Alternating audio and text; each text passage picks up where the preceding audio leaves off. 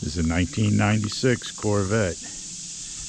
The 96 Corvette was the last year of the C4 generation of Corvettes that started in 1984. A few changes along the way. I've owned this car since 2019. It is finished in Artic White with light beige interior. This car was optioned as a two-top car, so it has a bronze tint, transparent top, which is on the car now, and then it also has the painted white top, which we'll show in a bit.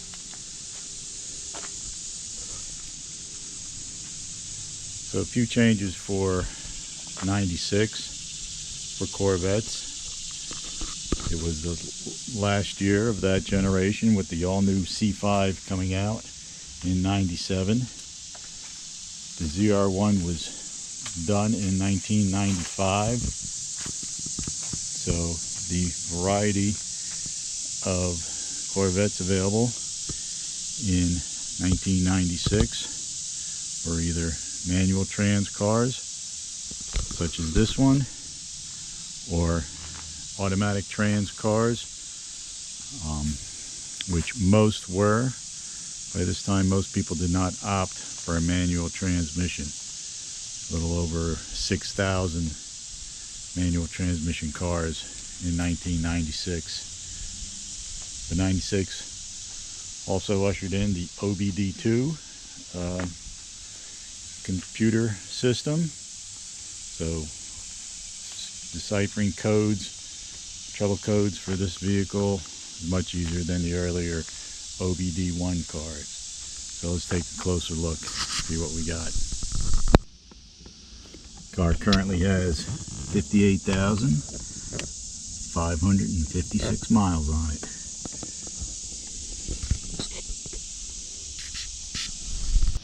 This car has a light beige interior, white beige leather. These are the standard seats. It does not have sport seats, and only the driver's seat is electrically adjustable. Artic White was available with all interior colors that were available to the Corvettes of 96, which were light beige, black, gray, and red. This car got light beige. Seats are in very good condition. No rips, tears. These cars, the seats take a beating. The 96 seats are a little different than the earlier. Alright, and then the driver's seat, they typically take a lot of abuse. This one's in very good shape. A little scuffing here, but nothing bad. It's in really nice shape.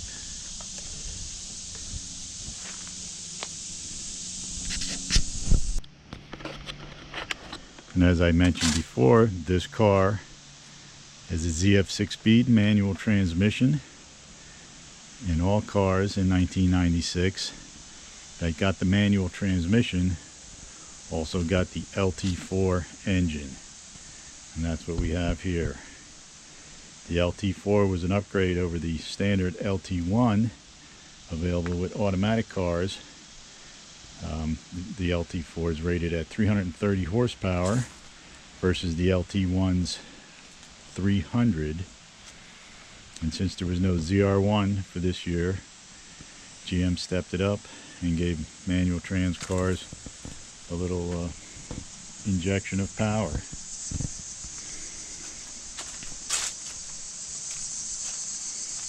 So a few of the features that makes the LT1 what it is: got higher compression, different cam, larger valves, bigger injectors.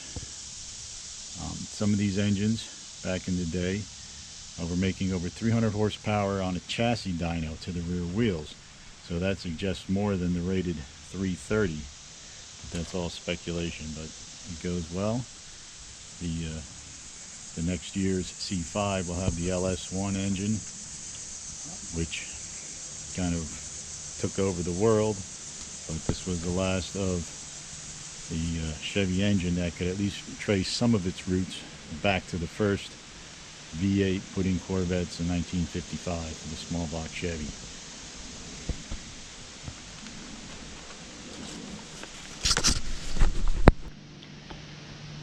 The wheels on the 96, the standard wheels, are these staggered fitment saw blades, with the rear being 9.5 inches and the fronts being 17 by 8.5 with different tire sizes. Tires on here now are Nitto 555 Extremes. Got a lot of good tread. I'd have to check the date codes though to see exactly how old they are. They were on it when I bought it. All the wheels are in really nice condition. No curb rash, no scratches. They're running in the correct orientation. These wheels are known for people putting them on backwards. As you can see, the fins rotate to the back at the top. That is correct. They are directional and they only go in one position on the vehicle. Each wheel only goes where it goes. And if you see one with the wheels in the wrong direction, it immediately stands out. If you know these cars at all, you'll know that it's just so odd looking once you get used to it. C3's clamshell hood is unique among Corvettes. All Corvettes that have a front mounted engine, the hood opens from the back, but on the C4 the clamshell design makes it the largest hood on a Corvette, but it has the most exposed area under the hood for service and maintenance. The overall fit and finish on this particular car is quite good. The only paint anomaly here is a scuff here. You can see there's a chip and a scuff. I actually did that pulling in my driveway. Hit my motorcycle. Other than that, made a few chips in the hood. Cars this low, if you drive them on the highway, tend to get some chips. This is a chip here. This is a bug here walking. There may be a few minors, but nothing major.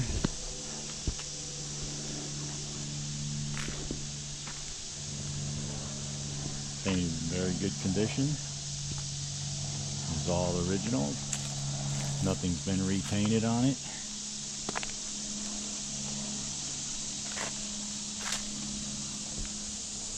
This body style started in 1991.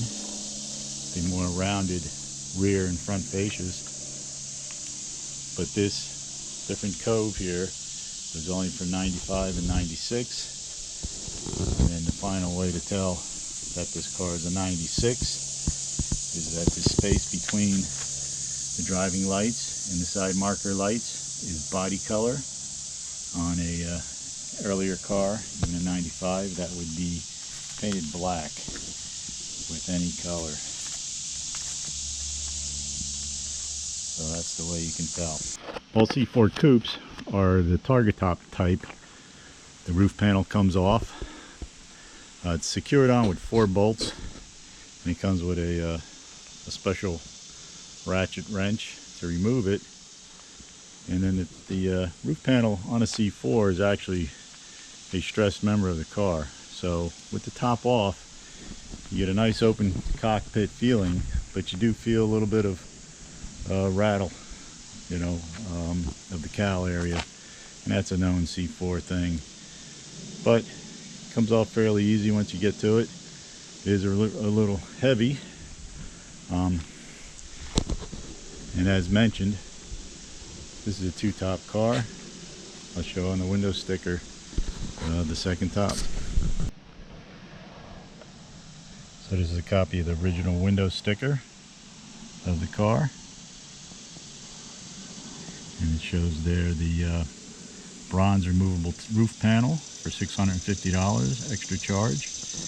This car was originally delivered to Carfagno Chevrolet in Norristown, PA. That's where the original owner bought it. And the total price back in 1996, $41,619, which is quite pricey for any time. So, and they also have a build sheet. I think this is a reproduction that came from the Corvette museum, but it's a nice little thing to have. Speaking of that body colored top, here it is installed on the car. All coupes are available with a painted top or a transparent top, or both. You can get one or the other or both. And as mentioned, this car was optioned with both. Gives it a different look. I liked the transparent top to break up the whiteness, but it certainly looks beautiful with that top on also. I haven't had it on there in a few years, so at least I got these pictures of it for prosperity of that white top.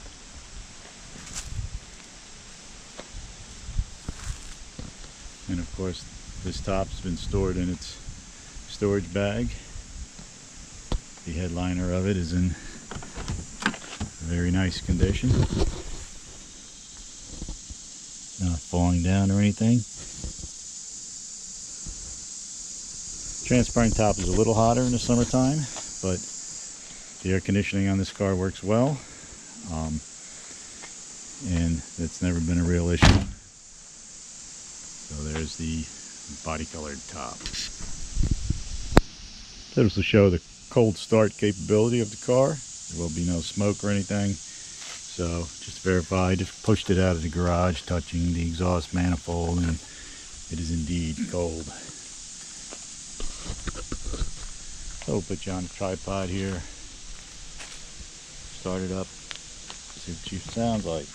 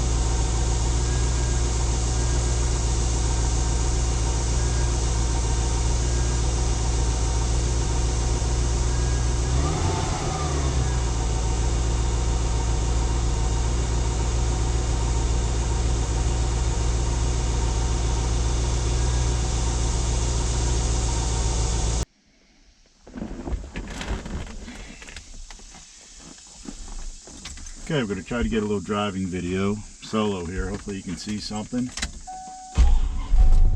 Here we go.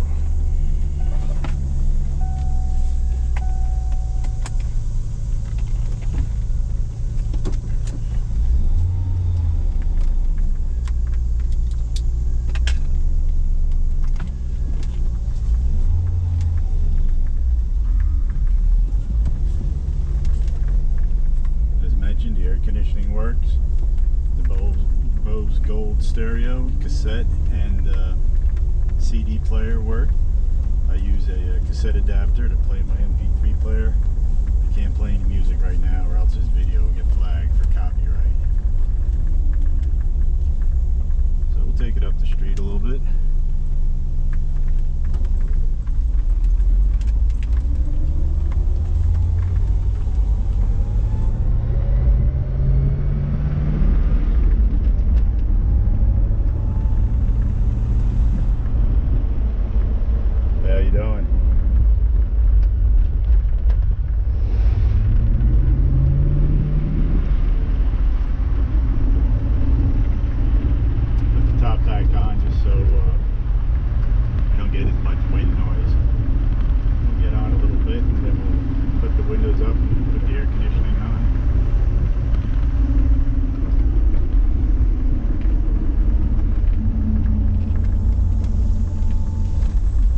car still has the original Opti Spark.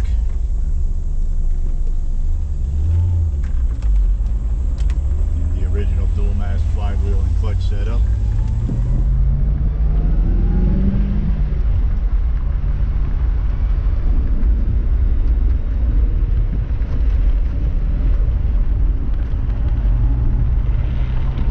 The LT4 engine will redline at 6,300 RPM. Those are much lower, 5,500 RPM or so for a L98 or an LT1 car.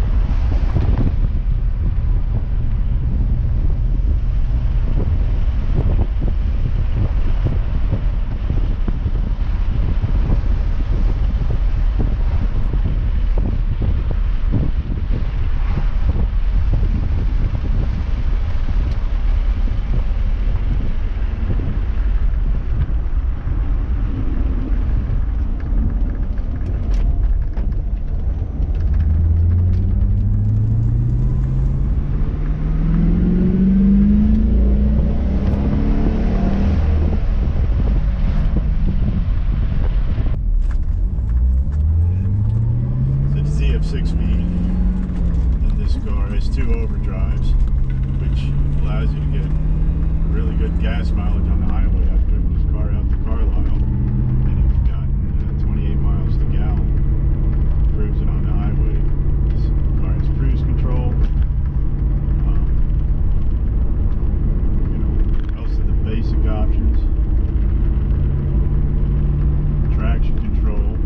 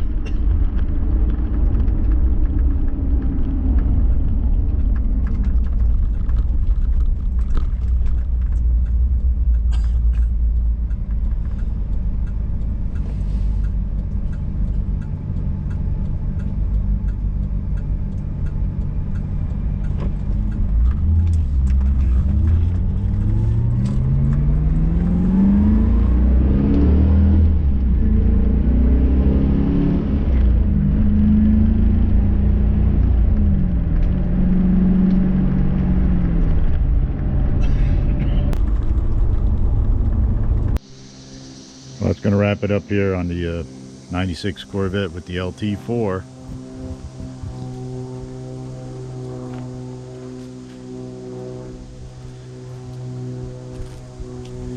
This car would make a nice collector piece for anybody who wants to keep a car original, or if you want to modify a car from scratch, nothing's been done to it to start with.